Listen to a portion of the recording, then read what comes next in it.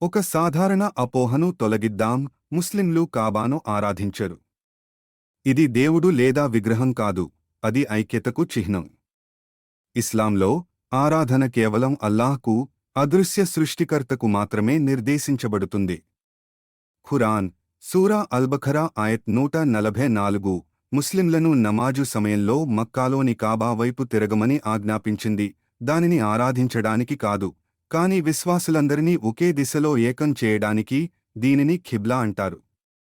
దీనికి ముందు ముస్లింలు జెరూసలేం వైపు తిరిగేవారు, అల్లాహ్ విధేయత యొక్క పరీక్షగా దానిని మక్కాకు మార్చే వరకు. మరియు లేదు, కాబాలో విగ్రహాలు లేవు. మక్కా విజయం తర్వాత ప్రవక్త ముహమ్మద్ సల్లల్లాహు అలైహి వసల్లం అవన్నీ తొలగించారు. ఇస్లాం విగ్రహారాధనను ఖచ్చితంగా నిషేధిస్తుంది.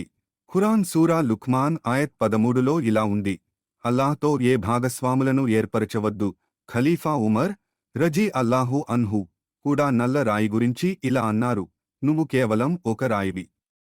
ప్రవక్త సల్లల్లాహు అలైహి వసల్లం అలా చేశారు కాబట్టి నేను నిన్ను ముద్దు పెట్టుకుంటాను. కాబట్టి గుర్తుంచుకోండి, ముస్లింలు కేవలం అల్లాహ్ను మాత్రమే ఆరాధిస్తారు, మరియు కాబా కేవలం ఒక దిశ మాత్రమే, దేవత కాదు.